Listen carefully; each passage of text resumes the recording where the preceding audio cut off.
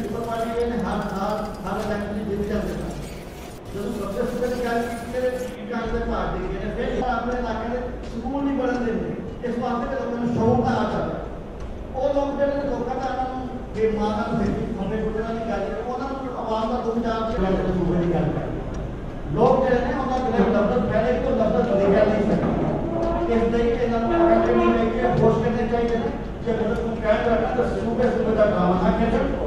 लोगों ने फायदे वास्ते जो कुछ करना है तो सूबे को बुलाया नहीं जाता है इसके सियासतदान ने और नजर आता है कि मौके ज़्यादा होंगे गुजारता को चार से इलेक्शन होंगे तभी आपको पाँच यहाँ को चीज़ें होंगे बहुत कोई फायदा नहीं लोगों को हम गलती इससे पहले मैं फकत मासा साथ से मैं मतलब पंजाबी की बात कर रहा हूँ जो पंजाब की बानी अपने अंदाज मैं मतलब पार्टी है इसके अलावा ये पार्टी है ये क्या जाता है कि जो चुनाव सिर्फ मां करती है लेकिन अच्छी चीज तो ज्यादा नहीं फर्स्ट राउंड में पहले जाओ और तस्वीर का ना हो कोई बिल्कुल भी नहीं पसंद नहीं है मेरे डिस्ट्रिक्ट की अगर आबादी है 10 लाख तो मैंने पाकिस्तान की पॉपुलेशन के साथ में 10 लाख का बजट मेरे डिस्ट्रिक्ट की 3 तहसीलें हैं मैं उन्होंने जितनी मेरी डिवीजन होगी मैं तहसीलों की डिवीजन कर देना मेरी तहसील सवाल पैदा होता है कि वो पंचायत सिस्टम पंजाब में क्या नहीं चल सकता एक तो चल रहे हो फंसता है और इसको एक तो मसला पड़ा उदो ही खत्म होना है जो इंतजामी बुनियाद सूबे बनाने की अपनी सियासत में काम कि 700 सिंधी हो जाए 500 पंजाबी हो जाए 500 लोग हो जाए 500 फलाना हो जाए ये ना मुमकिन है ना कि कम्युनिटी जगह इकाइयां हैं ये तुम किस तरह बदलाव ला सकते हो कोई है इधर कोई कानून है पार्टी ਦੇ ਵਿੱਚ ਅਸੀਂ कर रहे हैं इंतजाम के की होगा वो भी सुबह चलो तो ये पोर्शन है इसको मुश्किल लगता है रातों रात एस्टैब्लिशमेंट अपने पिट्ठू उन्होंने खड़ा कर दिया तो उसी लोन ली तो टिकट नहीं करने से गुलाम करने और उसी तरह करने बुनियादी तौर पर तुम जानते हो कि जो बाटा के बैठा है ਉਹਨੂੰ भी अपने कंट्रोल के अंदर ले आइए कि जो उसकी इशारा करिए वो उस पे लगे और ये सारे दोस्त सराकी शोभा है जो पंजाब शोभा चाहते हैं आजकल अक्सर उन्होंने पोस्टर में देख रही है और इंतजामी पंजाब में भी हट गए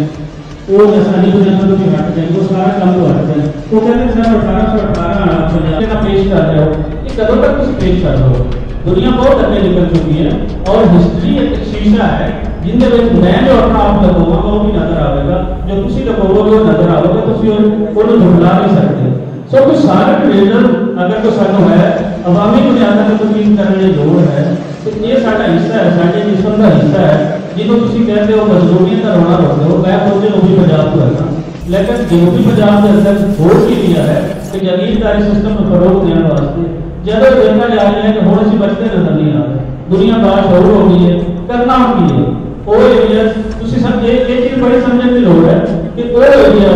जिन्हों तुसी डेवलप नहीं किया डेवलप किन्होंने करना सी उतों के जो इंतजामिया से उतों जो MLA सी MP से उन्होंने करना सी दूसरे नंबर पर तुसी उन्होंने जाहिर करके आज तुसी कहते हो कोई इंतजामी नहीं आता पीछे चला गया तो जिम्मेदार तुसी हो ना वो तो जिम्मेदार खा रहा है उधर बानी है फलाना है वो तो जिम्मेदार लाहौर के अंदर बैठा बंदा किस तरह हो सकता है तो ऐ कुछ मुनाफिक सी जिन्हों को पर्दा खोलना जरूरी सी बाकी गलबात फकर जमान साहब सारे दोस्त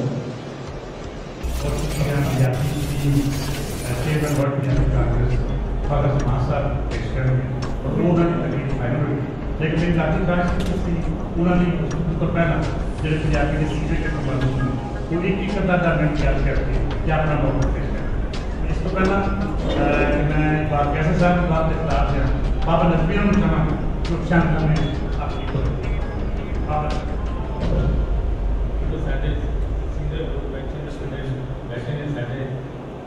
आगू मैं छोटी जी नस्ल सुना के अफसर सुन रहे हैं कि आपने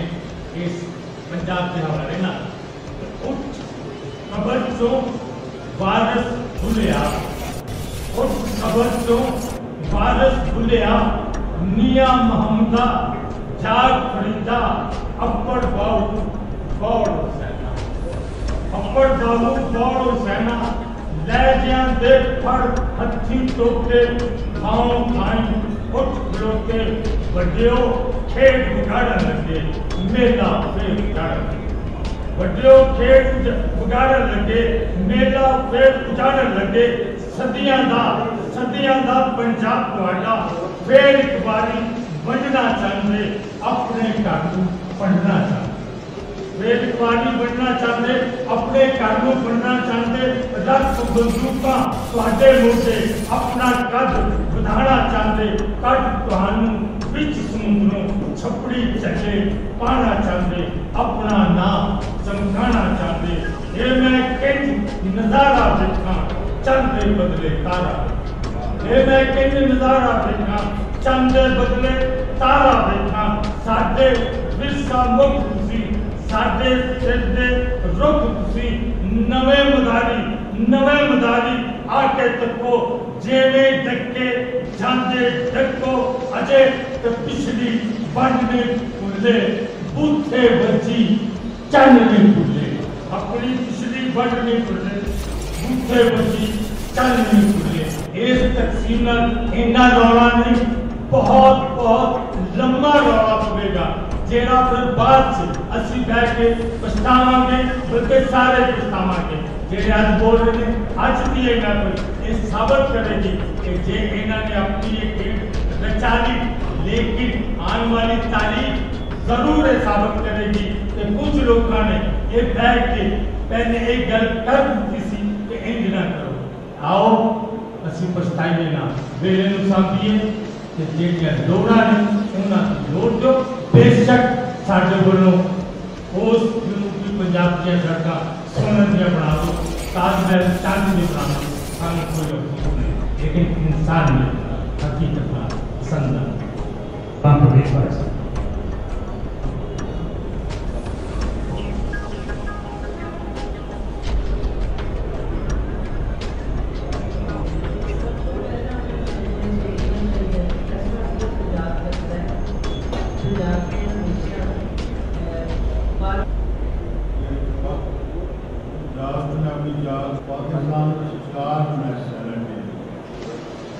पाकिस्तान जिसके नाम सारा कोई झगड़ा नहीं और सारा कोई इतराज नहीं।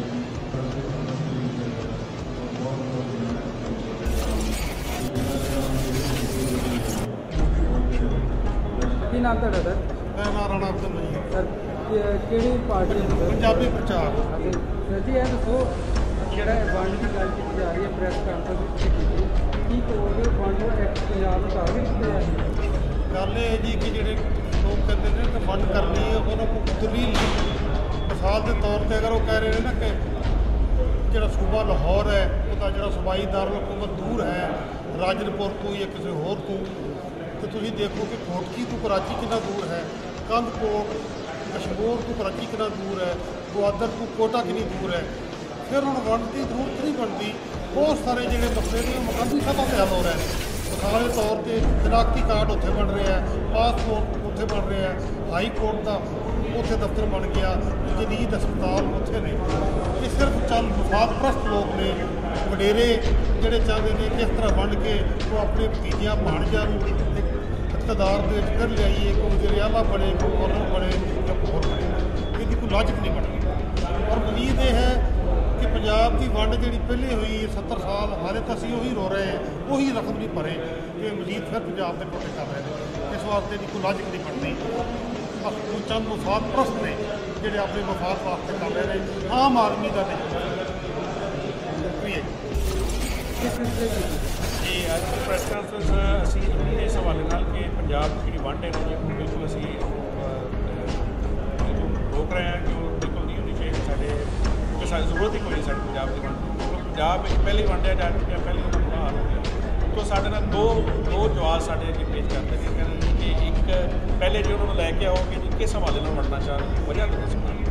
ਵਜ੍ਹਾ ਇਹ ਦੱਸਦੇ ਨੇ ਕਿ ਜੀ ਪਹਿਲੀ ਗੱਲ ਪਹਿਲੇ ਜਿਹੜੇ ਸ਼ੁਰੂ ਤੋਂ ਕਹਿੰਦੇ ਸੀ ਕਿ ਸਾਡੀ ਜ਼ੁਬਾਨ ਵੱਖਰੀ ਹੈ, ਸਾਡਾ ਕਲਚਰ ਵੱਖਰਾ। ਯਾਰ ਜ਼ੁਬਾਨ ਤੁਹਾਡੀ ਹੋਏ ਸਰਾਇਕੀ ਮੈਨੂੰ ਸਮਝ ਆਉਂਦੀ, ਮੇਰੀ ਬੋਲੀ ਉਹਨਾਂ ਨੂੰ ਸਮਝ ਆਉਂਦੀ, ਵੱਖਰੀ ਤਾਂ ਨਾ ਹੋਈ। ਪਹਿਲੇ ਤੋਂ ਕਰਦੇ ਨੇ, ਫਿਰ ਆਉਂਦੇ ਨੇ ਕਿ ਜੀ ਹੁਣ ਅਸੀਂ ਇੰਤਜ਼ਾਮੀ ਵੰਡ ਕਰਦੇ। ਇੰਤਜ਼ਾਮੀ ਉਹਨਾਂ ਨੂੰ ਕਹਿੰਦੇ ਕਿ ਚਲੋ ਯਾਰ ਜੇ ਇੰਤਜ਼ਾਮੀ ਕਰਨੀ ਹੈ ਤੇ ਪੰਜਾਬ ਦੇ ਲੋਕ ਹੀ ਬਹੁਤੇ ਭੁੱਖੇ ਮਰਦੇ ਪਏ, ਪੂਰੇ ਪੂਰੇ ਹਿੰਦੁਸਤਾਨ ਦੇ ਹਰ ਪਾਸੇ ਭੁੱਖੇ ਮਰਦੇ ਨੇ। ਤੁਸੀਂ ਚਲੋ ਫਿਰ ਇੰਝ ਕਰੋ, ਇੱਕੋ ਫੀਤਾ ਨੱਪ ਲੈਂਦੇ ਆ ਆਪਾਂ, ਜਿੱਥੇ ਜਿੱਥੇ ਹਰ ਵੱਡਾ ਸ਼ਹਿਰ ਜਿਹੜਾ 200 ਕਿਲੋਮੀਟਰ ਤੋਂ ਬਾਅਦ ਆ ਰਿਹਾ ਸੂਬਾ ਬਣਾਈ। ਸਾਡੇ ਵੱਲੋਂ ਕੋਈ ਪ੍ਰੋਬਲਮ ਨਹੀਂ, ਲੇਕਿਨ ਬਣਾਓ ਉਸ ਤਰ੍ਹਾਂ ਕਿ ਸਾਰਿਆਂ ਨੂੰ ਫਾਇਦਾ ਹੋਵੇ ਨਾ, ਇਕੱਲੇ ਪੰਜਾਬ ਵਾਲਾ। ਫਿਰ ਤੁਸੀਂ ਕੱਲ੍ਹ ਨੂੰ ਕਹਿਣਾ ਲੋ ਜੀ ਪੰਜਾਬ ਫਿਰ ਸਾਡੇ ਕੋਲੋਂ 2-2 ਹਿੱਸੇ ਲਈ ਜਾਂਦਾ, ਅਸੀਂ ਕਹਿੰਦੇ ਤੁਹਾਡੀ ਮਿਹਰਬਾਨੀ, ਤੁਸੀਂ ਜਨਾਬ। ਫਿਰ ਤੁਸੀਂ ਵੱਡੀ ਸਭ ਤੋਂ ਵੱਡੀ ਗੱਲ ਵੇਖੋ ਕਿ ਕੱਲ੍ਹ ਪਰਸੋਂ ਆਪਣੇ ਇਮਰਾਨ ਖਾਨ ਸਾਹਿਬ ਫਰਮਾਉਂਦੇ ਪਏ ਨੇ, ਕਹਿੰਦੇ ਨੇ ਜੀ ਕਿ ਸਿੰਧ ਦੇ ਵਿੱਚ ਸੂਬੇ ਦੀ ਜ਼ਰੂਰਤ ਨਹੀਂ। ਕਿਉਂ ਜ਼ਰੂਰਤ ਨਹੀਂ ਜੀ? ਕਿ ਅਸੀਂ ਨਵਾਂ ਇੱਕ ਬਲਦਿਆਤੀ ਨਿਜ਼ਾਮ ਲਿਆ ਰਹੇ ਹਾਂ ਅਤੇ ਉਹਦੇ ਨਾਲ ਜਿਹੜਾ ਨਾ ਉਹ ਮਸਲੇ ਹੱਲ ਹੋਣਗੇ। ਯਾਰ ਉਹ ਵੱਖਰਾ ਬਲਦਿਆਤੀ ਨਿਜ਼ਾਮ ਹੋਣਾ, ਪੰਜਾਬ ਵੱਖਰਾ ਹੋਣਾ, ਉਹ ਇੱਥੇ ਵੀ ਤਾਂ ਉਹੀ ਹੋਣਾ, ਇੱਥੇ ਸਾਨੂੰ ਫਿਰ ਕੀ ਜ਼ਰੂਰਤ ਹੈ ਕਿਸੇ ਇਹ ਚੀਜ਼ਾਂ ਨੇ ਸਾਡੀਆਂ ਸਾਡੇ ਨਾਲ ਲੌਜਿਕ ਨਾਲ ਗੱਲ ਕਰਨ ਆ ਕੇ ਫਿਰ ਤਾਂ ਅਸੀਂ ਮੰਨੀਏ ਨਾ ਕਿ ਯਾਰ ਪੈਦਾ ਹੁੰਦੀ ਹੈ। ਅਸੀਂ ਸਮੇਂ ਤੋਂ ਵੰਡ ਨਹੀਂ ਪੱਤਰ ਨਹੀਂ ਜੀ ਬਿਲਕੁਲ। ਅੱਗੇ ਪਹਿਲੇ ਅਸੀਂ ਵੰਡ ਕੇ ਅੱਗੇ ਕਿੰਨੀਆਂ ਲਾਸ਼ਾਂ ਅਸੀਂ ਲਈਆਂ, ਅਸੀਂ ਲੱਖਾਂ ਲੋਕ ਹੋਏ ਯਾਰ ਪੰਜਾਬ ਦੇ। ਅਸੀਂ ਇੰਡੀਆ ਤੋਂ ਵੰਡਿਆ ਅਤੇ ਸਾਡੇ ਭਰਾ ਸਾਡੇ ਉੱਧਰ ਬੈਠੇ ਅਤੇ ਇੱਧਰ ਬੈਠੇ, ਕੀ ਪਿਆ ਸਮੇਂ ਦਾ ਕੋਈ ਟਾਰਗੇਟ ਕੀਤਾ ਜਾ ਰਿਹਾ ਬਿਲਕੁਲ ਟਾਰਗੇਟ ਪੰਜਾਬ ਨੂੰ ਸਿਰਫ ਇੱਕ ਵੱਡਾ ਤਾਕਤਵਰ ਉਹਨੂੰ ਘੱਟ ਤੋਂ ਘੱਟ ਛੋਟਾ ਤੋਂ ਛੋਟਾ ਬਣਾਇਆ ਜਾ ਰਿਹਾ, ਔਰ ਇਹ ਅਸੀਂ ਹੁਣ ਨਹੀਂ ਹੋਣ ਦੇਣਾ। ਕਮ ਸੇ ਕਮ ਪਹਿਲੇ ਜੋ ਹੋ ਗਿਆ ਸੋ ਹੋ ਗਿਆ ਸਾਡੇ ਬਜ਼ੁਰਗਾਂ ਦੇ ਟਾਈਮ 'ਤੇ, ਹੁਣ ਤਾਂ ਫਿਰ ਸਾਡੇ ਫਿਰ ਲਾਸ਼ਾਂ ਤੋਂ ਲੰਘ ਕੇ ਹੋਣਾ। ਕੀ ਨਾਮ ਸਰ? ਸ਼ਹਿਜ਼ਾਦ ਅਮਾਨ, ਪੰਜਾਬੀ ਪ੍ਰਚਾਰ।